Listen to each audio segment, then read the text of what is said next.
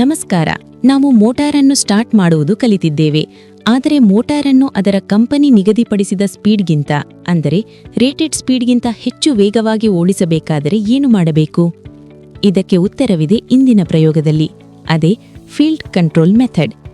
ಈ ಮೋಟಾರ್ನ ವೇಗವನ್ನು ಕಂಟ್ರೋಲ್ ಮಾಡುವುದು ಅದರ ಮ್ಯಾಗ್ನೆಟಿಕ್ ಫೀಲ್ಡ್ ಅಥವಾ ಕಾಂತೀಯ ಶಕ್ತಿ. ನಾವು ಶಂಟ್ ಫೀಲ್ಡ್ ವೈಂಡಿಂಗ್ ಜೊತೆಗೆ ಒಂದು ರಿಯೋಸ್ಟ್ಯಾಟ್ ಅನ್ನು ಸೀರೀಸ್ ಆಗಿ ಕನೆಕ್ಟ್ ಮಾಡುತ್ತೇವೆ. ನಾವು ರಿಯೋಸ್ಟ್ಯಾಟ್ ಮೂಲಕ ಕರೆಂಟ್ ಕಡಿಮೆ ಮಾಡಿದಾಗ ಮೋಟಾರ್ನ ಕಾಂತೀಯ ಶಕ್ತಿ ಅಥವಾ ಫ್ಲಕ್ಸ್ ಕಡಿಮೆಯಾಗುತ್ತದೆ. ಫ್ಲಕ್ಸ್ ಕಡಿಮೆಯಾದರೆ ಮೋಟಾರ್ ಫ್ರೀಯಾಗಿ ಇನ್ನೂ ವೇಗವಾಗಿ ತಿರುಗುತ್ತದೆ. ಈ ಪ್ರಯೋಗದ ಸೀಕ್ರೆಟ್ ಫಾರ್ಮುಲಾ ಇಲ್ಲಿದೆ. Speed is inversely proportional to flux. ಅಂದರೆ ಮೋಟಾರ್ನ ಫ್ಲಕ್ಸ್ ಎಷ್ಟೇ ಕಡಿಮೆಯಾಗುತ್ತದೆಯೋ ಅದರ ಸ್ಪೀಡ್ ಅಷ್ಟೇ ಜಾಸ್ತಿಯಾಗುತ್ತದೆ. ನೆನಪಿರಲಿ, ಮೋಟಾರನ್ನು ಅದರ ರೇಟೆಡ್ ಸ್ಪೀಡ್ಗಿಂತ ಹೆಚ್ಚು ವೇಗದಲ್ಲಿ ಓಡಿಸಲು ಮಾತ್ರ ನಾವು ಈ ಮೆಥಡ್ ಅನ್ನು ಬಳಸುತ್ತೇವೆ. ಈಗ ನಾವು ಟ್ರೈನರ್ ಕಿಟ್ ಮೇಲೆ ಇದನ್ನು ಟೆಸ್ಟ್ ಮಾಡೋಣ. ಆದರೆ ಒಂದು ದೊಡ್ಡ ಎಚ್ಚರಿಕೆ: ಮೋಟಾರ್ ಸ್ಟಾರ್ಟ್ ಮಾಡುವಾಗ ಫೀಲ್ಡ್ ರಿಯೋಸ್ಟ್ಯಾಟ್ ಯಾವಾಗಲೂ ಮಿನಿಮಮ್ ಪೊಸಿಷನ್ನಲ್ಲಿರಬೇಕು. ಅಪ್ಪಿತಪ್ಪಿಯೂ ಮ್ಯಾಕ್ಸಿಮಮ್ ಇಡಬೇಡಿ. ಮೋಟಾರ್ ಡೇಂಜರಸ್ ಸ್ಪೀಡ್ಗೆ ಹೋಗಬಹುದು. ಬನ್ನಿ ಸುರಕ್ಷಿತವಾಗಿ ಪ್ರಯೋಗ ಶುರು ಮಾಡೋಣ. ಹಲೋ ಟ್ರೈನೀಸ್, ಈಗ DC ಕಾಂಪೌಂಡ್ ಮೋಟ್ರನ್ನ ಸ್ಟಾರ್ಟ್ ರನ್ ಮಾಡಿ ಡೈರೆಕ್ಷನ್ ಚೇಂಜ್ ಮಾಡೋದು ಕಲ್ತ್ಕೊಂಡ್ರಿ. ಈಗ ಎರಡನೇ ಎಕ್ಸ್ಪೆರಿಮೆಂಟ್ ಇದರಲ್ಲಿ DC ಕಾಂಪೌಂಡ್ ಮೋಟ್ರ್ ಸ್ಪೀಡನ್ನು ಕಂಟ್ರೋಲ್ ಮಾಡ್ತಕ್ಕಂಥದ್ದನ್ನ ತಿಳ್ಕೊಳ್ಳೋಣ. ಈಗ ಹೆಂಗೆ ಮಾಡೋದು ಅಂತ ನಿಮಗೆ ಸರ್ಕ್ಯೂಟ್ ಡಯಾಗ್ರಾಮ್ ಆಲ್ರೆಡಿ ಬರ್ಸಿದೆ. ಸೊ ಈಗ ನಮಗೆ ಆ ಸರ್ಕ್ಯೂಟ್ ಡಯಾಗ್ರಾಮ್ ಬರ್ಸಿದಾಗ ಅದನ್ನೆಲ್ಲ ಮೆಟೀರಿಯಲ್ಸ್ ನೋಡಿಕೊಂಡು ಏನೇನು ಮೆಟೀರಿಯಲ್ಸ್ ರಿಕ್ವೈರ್ಡ್ ಬೇಕು ಅನ್ನೋದು ಗೊತ್ತು. ಸೊ ಇಲ್ಲಿ ನಮಗೆ DC ಕಾಂಪೌಂಡ್ ಮೋಟರ್ನ ಒಂದು ಪ್ಯಾನಲ್ ಇದೆ ಮತ್ತು DC compound motor with mechanical loading arrangement ಇದೆ. ಸೊ ಇಲ್ಲಿ DC ಕಾಂಪೌಂಡ್ ಮೋಟ್ರ್ ಪ್ಯಾನಲಲ್ಲಿ ಏನೇನಿದೆ, ನಮಗೆ DC ಸಪ್ಲೈ ಬರ್ತಕ್ಕಂಥ ಕನೆಕ್ಷನ್ ಇದೆ ಮತ್ತು 4 ಪಾಯಿಂಟ್ ಸ್ಟಾರ್ಟ್ರ್, ಮೋಟ್ರನ್ನ ಸ್ಟಾರ್ಟ್ ಮಾಡಲಿಕ್ಕೆ 4 ಪಾಯಿಂಟ್ ಸ್ಟಾರ್ಟ್ರ್ ಇದೆ ಮತ್ತು ಸ್ಪೀಡನ್ನು ಮೆಜರ್ ಮಾಡಲಿಕ್ಕೆ RPM ಮೀಟ್ರ್ ಇದೆ. ಥ್ರೂ ಸೆನ್ಸರ್ ಮುಖಾಂತರ ಕನೆಕ್ಟ್ ಮಾಡಿದ್ದಾರೆ. ಸೊ ನೆಕ್ಸ್ಟು ಮೀಟ್ರ್ಸ್ ಇದೆ, ವೋಲ್ಟ್ ಮೀಟರ್ ಮತ್ತು ಅಮ್ಮೀಟ್ರ್ಸ್ ಇದೆ. ವೋಲ್ಟ್ ಮೀಟ್ರು ಸಪ್ಲೈ ವೋಲ್ಟೇಜ್ ಎಷ್ಟು ಬರುತ್ತೆ ಅಂತ ಮೆಜರ್ ಮಾಡುತ್ತೆ. ಅಮ್ಮೀಟ್ರು ಎಷ್ಟು ಕರೆಂಟನ್ನು ತೊಗೊಳುತ್ತೆ ಅನ್ನೋದು ತೋರಿಸುತ್ತೆ. ಇಲ್ಲಿ ಮೇಜರಾಗಿ ನಾವು DC ಮೀಟರ್ಸ್ನ ಕನೆಕ್ಟ್ ಮಾಡಬೇಕಾದ್ರೆ ಪೊಲಾರಿಟಿನ ಮಸ್ಟ್ ಆ್ಯಂಡ್ ಶುಡ್ ನೋಡಲೇಬೇಕು. ಎಚ್ಚರಿಕೆ ಟ್ರೈನೀಸ್, DC ಮೀಟರ್ಗಳಲ್ಲಿ ಪೊಲಾರಿಟಿ ಬಹಳ ಮುಖ್ಯ. ಒಂದು ವೇಳೆ ನೀವು ವೈರ್ಗಳನ್ನು ಉಲ್ಟಾ ಕನೆಕ್ಟ್ ಮಾಡಿದರೆ ಮೀಟರ್ನ ಮುಳ್ಳು ವಿರುದ್ಧ ದಿಕ್ಕಿನಲ್ಲಿ ಚಲಿಸಿ ಹಾಳಾಗಬಹುದು. ಕೆಂಪು ವೈರ್ ಪಾಸಿಟಿವ್ಗೆ ಮತ್ತು ಕಪ್ಪು ವೈರ್ ನೆಗೆಟಿವ್ಗೆ ಇರಲಿ. ಅಕಾರ್ಡಿಂಗ್ ಟು ಪೊಲಾರಿಟಿನೇ ಕೊಡಬೇಕು. ಸೊ ಈಗ ವೋಲ್ಟ್ ಮೀಟ್ರನ್ನ ಕನೆಕ್ಟ್ ಮಾಡಬೇಕಾದ್ರೆ ಪ್ಯಾರಲಾಗೆ ಕನೆಕ್ಟ್ ಮಾಡಬೇಕು. ಪ್ಲಸ್ ಟು ಪ್ಲಸ್ಸೇ ಕನೆಕ್ಟ್ ಮಾಡಬೇಕು, ಮೈನಸ್ ಟು ಮೈನಸ್ಸೇ ಕನೆಕ್ಟ್ ಮಾಡಬೇಕು. DC ಅಮ್ಮೀಟ್ರನ್ನ ಕನೆಕ್ಟ್ ಮಾಡಬೇಕು ಅಂದರೆ ಪ್ಲಸ್ಸು ಮೈನಸನ್ನು ನೋಡಬೇಕು. ಇದನ್ನು in series with the load ಅಥವಾ ಇನ್ ಸೀರೀಸ್ ವಿತ್ ದ ಸಪ್ಲೈಗೆ ಕನೆಕ್ಟ್ ಮಾಡಬೇಕು. ಅದನ್ನು ಮಸ್ಟ್ ಆ್ಯಂಡ್ ಶುಡ್ ನೀವು ನೋಡಲೇಬೇಕು. ಮತ್ತು ಮೋಟ್ರಿಂದ ಎಲ್ಲ ಕನೆಕ್ಷನ್ಸು ನಮಗಿಲ್ಲೇ ಪ್ಯಾನಲಲ್ಲೇ ಕೊಟ್ಟಿದ್ದಾರೆ. ಮತ್ತು ಒಂದು ರಿಯೋಸ್ಟ್ಯಾಟ್ ಇದೆ. ಈ ರಿಯೋಸ್ಟ್ಯಾಟ್ ಒಂದು ವೇರಿಯೇಬಲ್ ರೆಸಿಸ್ಟೆನ್ಸ್. ಇದನ್ನು ಫೀಲ್ಡ್ ವೈಂಡಿಂಗ್ಗೆ ಸೀರೀಸ್ ಆಗಿ ಕನೆಕ್ಟ್ ಮಾಡುವುದರಿಂದ ನಾವು ಫೀಲ್ಡ್ ಕರೆಂಟನ್ನು ನಿಯಂತ್ರಿಸಬಹುದು. ರೆಸಿಸ್ಟೆನ್ಸ್ ಹೆಚ್ಚಾದಷ್ಟು ಕರೆಂಟ್ ಕಡಿಮೆಯಾಗುತ್ತದೆ. ಕರೆಂಟನ್ನು ವೇರಿ ಮಾಡಲಿಕ್ಕೆ ಹೆಲ್ಪನ್ನು ಮಾಡುತ್ತೆ. ವೇರಿಯಬಲ್ ರೆಸಿಸ್ಟೆನ್ಸ್ ಅಂತ ಕರಿತೀವಿ ಇದನ್ನು. ಇನ್ನೊಂದು ವರ್ಡಲ್ಲಿ ರಿಯೋಸ್ಟ್ಯಾಟ್ ಅಂತ ಕರಿತೀವಿ. ಈ ರಿಯೋಸ್ಟ್ಯಾಟ್ನ 2 ಟರ್ಮಿನಲ್ಸು ಕೂಡ ಇಲ್ಲಿ ಗ್ರೀನ್ ಕಲರಲ್ಲಿದೆ, ಕಾಣ್ತಾ ಇದೆ ನೋಡಿ. ಇಲ್ಲಿಂದ ನಾವು ಆ ಕನೆಕ್ಷನನ್ನು ತೊಗೊತೀವಿ. ಸೊ ಈಗ ಸರ್ಕ್ಯೂಟ್ ಡಯಾಗ್ರಾಮ್ ಬರ್ಸಿರೋ ರೀತಿಯಲ್ಲಿ ನಾವೇನು ಮಾಡೋಣ, ಕನೆಕ್ಷನ್ಸನ್ನು ಶುರು ಮಾಡೋಣ. ಸೊ ಒಂದು ಪಾಸಿಟಿವ್ ಸಪ್ಲೈಯಿಂದ, DC ಸಪ್ಲೈ ಬರೋ ಪಾಸಿಟಿವಿಂದ ನಾವೇನು ಮಾಡ್ತೀವಿ, ಸ್ಟಾರ್ಟರ್ L ಟರ್ಮಿನಲ್ಗೆ ಕೊಡ್ತೀವಿ. ಸ್ಟಾರ್ಟರ್ A ಟರ್ಮಿನಲ್ಲಿಂದ ಬಂದಿದ್ದು ಡೈರೆಕ್ಟು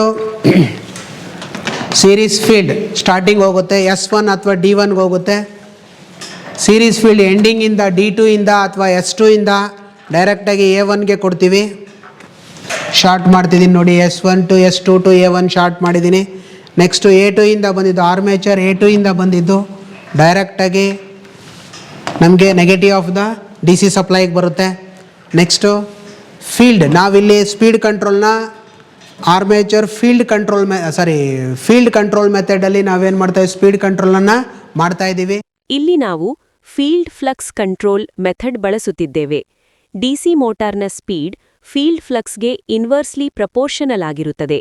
ಅಂದರೆ ಫ್ಲಕ್ಸ್ ಕಡಿಮೆಯಾದಷ್ಟು ಮೋಟಾರ್ ವೇಗವಾಗಿ ತಿರುಗುತ್ತದೆ. ಸೊ F ಇಂದ ಬಂದಿದ್ದನ್ನು ಒಂದು ಅಮ್ಮೀಟರ್ ಪಾಸಿಟಿವ್ಗೆ ಕೊಡ್ತೀನಿ.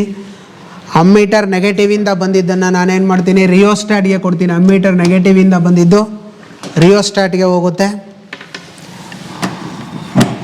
ರಿಯೋಸ್ಟ್ಯಾಟಿಂದ ಬಂದಿದ್ದು ರಿಯೋಸ್ಟಾಟಿಂದ ಬಂದಿದ್ದು ನಮಗೆ ಫೀಲ್ಡ್ ವೈಂಡಿಂಗಿಗೆ ಬರುತ್ತೆ. ಎಲ್ಲಿಗೆ ಬರುತ್ತೆ? ಫೀಲ್ಡ್ ವೈಂಡಿಂಗ್ಗೆ ಬರುತ್ತೆ. F1ಗೆ ಬರುತ್ತೆ ಅಥವಾ E1ಗೆ ಬರುತ್ತೆ. ನೆಕ್ಸ್ಟು E2 ಅಥವಾ F2, E2 ಅಥವಾ F2 ಇಂದ ಬಂದಿದ್ದು ಡೈರೆಕ್ಟಾಗಿ A2ಗೆ ಹೋಗುತ್ತೆ. ಸೊ ಅಲ್ಲಿಗೆ ಫುಲ್ ಸರ್ಕ್ಯೂಟ್ ಕನೆಕ್ಷನ್ನು ಕಂಪ್ಲೀಟು ಆಯಿತು ಮೋಟ್ರದ್ದು. ನಾವು ಫೀಲ್ಡ್ ಕಂಟ್ರೋಲ್ ಮೆಥಡಲ್ಲಿ ರಿಯೋಸ್ಟಾಟ್ನ ಫೀಲ್ಡ್ ವೈಂಡಿಂಗಿಗೆ ಕನೆಕ್ಟ್ ಮಾಡಿದ್ದೀವಿ, ಸೆಂಟ್ ಫೀಲ್ಡ್ ವೈಂಡಿಂಗಿಗೆ. ಈಗ ವೋಲ್ಟ್ ಮೀಟ್ರ್ ಕನೆಕ್ಷನನ್ನು ಕೊಡೋಣ. ವೋಲ್ಟ್ ಮೀಟ್ರ್ ಪ್ಲಸ್ಸಿಂದ ಬಂದಿದ್ದು ಡಿ ಸಿ ಸಪ್ಲೈ ಪ್ಲಸ್ಸಿಗೆ ಬಂತು. ವೋಲ್ಟ್ ಮೀಟ್ರು ಮೈನಸ್ಸಿಂದ ಬಂದಿದ್ದು ಡಿ ಸಿ ಸಪ್ಲೈ ಮೈನಸ್ಗೆ ಬಂತು. ಅಲ್ಲಿಗೆ ಡಿ ಸಿ ವೋಲ್ಟೇಜ್ ಕನೆಕ್ಷನನ್ನು ಕೊಟ್ವಿ. ಇನ್ನೊಂದು ಕನೆಕ್ಷನ್ನು ಸ್ಟಾರ್ಟ್ರದ್ದು ನೆಗೆಟಿವ್ ಟರ್ಮಿನಲ್ ಕೊಡಬೇಕು. ಎನ್ನಿಂದ ಬಂದಿದ್ದು starter D C supply negative ಕೊಡಿ. ಸೊ ಸರ್ಕ್ಯೂಟ್ ಪೂರ್ತಿ ಕಂಪ್ಲೀಟು ಆಯಿತು. ಸೊ ಈಗ ಸರ್ಕ್ಯೂಟ್ ಪೂರ್ತಿ ಕಂಪ್ಲೀಟ್ ಆಯಿತು. ಈಗ ನೀವು ಸ್ಟಾರ್ಟ್ ಮಾಡೋಕ್ಕೂ ಮುಂಚೆ ರಿಯೋಸ್ಟಾಟ್ನ ಕಟ್ಔಟ್ ಪೊಸಿಷನ್ ಇರಬೇಕು. ನೋಡಿ, ರಿಯೋಸ್ಟಾಟು ಫುಲ್ ಕೆಳಗಡೆ ಇತ್ತು ಅಂದರೆ ಇಲ್ಲಿ ಕಟ್-ಇನ್ ಪೊಸಿಷನ್ ಆಯಿತು. ಫುಲ್ಲು ರಿಯೋಸ್ಟಾಟು ಮೇಲ್ಗಡೆಗೆ ಹೋಯ್ತು ಅಂದರೆ ಇಲ್ಲಿ ಕಟ್ಔಟ್ ಪೊಸಿಷನ್ ಆಯಿತು. ಯಾಕೆಂದರೆ ನಾವು ಎರಡು ಕನೆಕ್ಷನ್ ಇಲ್ಲೇ ತೊಗೊಂಡಿದ್ದೀವಿ. ಅದ್ರ ಹತ್ರಕ್ಕೆ ಬಂತು ಅಂತಂದರೆ ಏನಾಯಿತು, ನಿಮಗೆ ಕಟ್ಔಟ್ ಆಯಿತು. ನೆನಪಿಡಿ, ಮೋಟಾರ್ ಸ್ಟಾರ್ಟ್ ಮಾಡುವಾಗ ರಿಯೋಸ್ಟಾಟ್ ಯಾವಾಗಲೂ ಕಟ್ಔಟ್ ಅಂದರೆ ಕನಿಷ್ಠ ರೆಸಿಸ್ಟೆನ್ಸ್ ಹಂತದಲ್ಲಿರಬೇಕು. ಇದರಿಂದ ಫೀಲ್ಡ್ ಕರೆಂಟ್ ಗರಿಷ್ಠವಾಗಿ ಇರುತ್ತದೆ ಮತ್ತು ಮೋಟಾರ್ ಸುರಕ್ಷಿತವಾಗಿ ಸ್ಟಾರ್ಟ್ ಆಗುತ್ತದೆ. ರಿಯೋಸ್ಟಾಟ್ ಕಟ್ಔಟ್ ಪೊಸಿಷನಲ್ಲೇ ಇರಬೇಕು. ಆನ್ ಮಾಡಬೇಕು ಮುಂಚೆ ಯಾವುದೇ ಕಾರಣಕ್ಕೂ ಕಟ್-ಇನ್ ಪೊಸಿಷನಲ್ಲಿ ಇರಬಾರ್ದು. ಸೊ ಮೋಟ್ರ್ ಆನ್ ಮಾಡಲಿಕ್ಕೆ ಈಗ MCBನ ಆನ್ ಮಾಡ್ತಾ ಇದ್ದೀನಿ. ಡಿ ಸಿ ಸಪ್ಲೈ ಬಂತು, ವೋಲ್ಟೇಜ್ ಬಂತು. ನೋಡಿ ಅಲ್ಲಿ 211 ವೋಲ್ಟ್ಸ್ ಬರ್ತಾ ಇದೆ ಡಿ ಸಿ ವೋಲ್ಟೇಜು. ಈಗ ನಾನೇನು ಮಾಡ್ತೀನಿ, ನಿಧಾನಕ್ಕೆ ಮೋಟ್ರನ್ನ ಸ್ಟಾರ್ಟ್ ಮಾಡ್ತೀನಿ. ಹ್ಯಾಂಡಲ್ನ ಮೂವ್ ಮಾಡೋ ಸ್ಟಾರ್ಟ್ರ್ ಹ್ಯಾಂಡಲ್ನ ಮೂವ್ ಮಾಡೋ ಮುಖಾಂತರ. ಸೊ ನೋಡಿ, ಮೂವ್ ಮಾಡ್ತಾ ಇದ್ದೀನಿ. ಸೊ ಮೂವ್ ಮಾಡ್ದಂಗೆ ಏನಾಯಿತು, field current little bit 1 amps ತೊಗೊತಾ ಇದೆ. 0.99 ಆಂಪ್ಸ್ ಬರ್ತಾ ಇದೆ.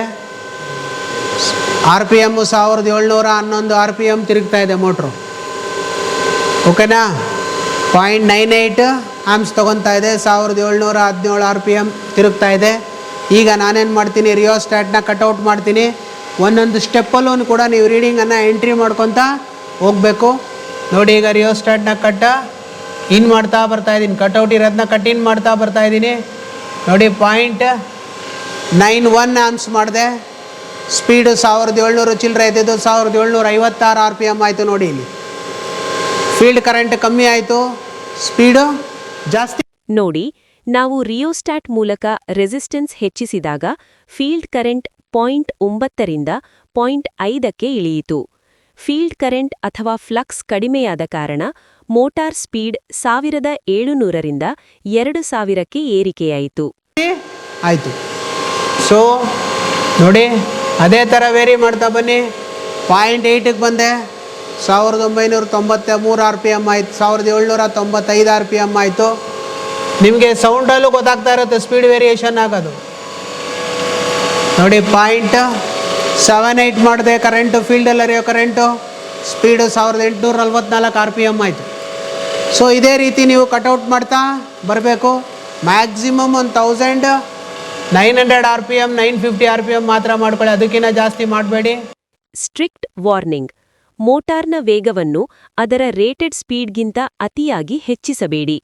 ಅತಿಯಾದ ವೇಗದಿಂದ ಸೆಂಟ್ರಿಫ್ಯೂಗಲ್ ಫೋರ್ಸ್ ಹೆಚ್ಚಾಗಿ ಆರ್ಮೀಚರ್ ವೈಂಡಿಂಗ್ ಹೊರಬರಬಹುದು ಅಥವಾ ಮೆಕ್ಯಾನಿಕಲ್ ಹಾನಿಯಾಗಬಹುದು. ಸೊ ನೋಡಿ, ಸ್ಪೀಡ್ ರೈಸ್ ಆಗ್ತಾ ಇರುತ್ತೆ. ಈಗ 0.5 ಆಂಪ್ಸ್ ತನಕ ಕೊಡಿ, ಸಾಕಷ್ಟೇ. 0.5 ಆಂಪ್ಸ್ಗೆ ಆಗಲೇ 2000 RPM ರೀಚ್ ಆಗಿಬಿಡ್ತು. ಸೊ ಲಿಟ್ಲಿ ಬಿಟ್ ಇದ್ರ ಮಧ್ಯದಲ್ಲೇ ನೀವು ಎಲ್ಲ ರೀಡಿಂಗನ್ನು ಒಂದು 5 ರೀಡಿಂಗನ್ನು ತೊಗೊಂಡು ನೀವೇನು ಮಾಡಿ, ಸ್ಪೀಡನ್ನು ಯಾವ ರೀತಿ ವೇರಿ ಮಾಡ್ಬೋದು ಅನ್ನೋದು ಐಡೆಂಟಿಫಿಕೇಷನನ್ನು ಮಾಡ್ತೀರಿ. ಸೊ ಮತ್ತೆ ನೀವು ಆ ರೀಡಿಂಗ್ ಎಲ್ಲ ಬರ್ಕೊಂಡಾದ್ಮೇಲೆ ಫುಲ್ಲು ಕಟ್ಔಟ್ ಮಾಡಿ ರಿಯೋಸ್ಟಾಟ್ನ. ಮೋಟ್ರು ನಾರ್ಮಲ್ ಸ್ಪೀಡಲ್ಲಿ ತಿರುಗುತ್ತೆ. ಸ್ವಿಚ್ ಆಫ್ ಮಾಡಿ, MCB ಆಫ್ ಮಾಡಿ. ಸೊ ಸ್ಟಾರ್ಟರ್ ಆಟೋಮೆಟಿಕ್ಕಾಗಿ ರಿಲೀಸು ಆಗುತ್ತೆ. ಆ ರೀಡಿಂಗನ್ನು ನಿಮ್ಮ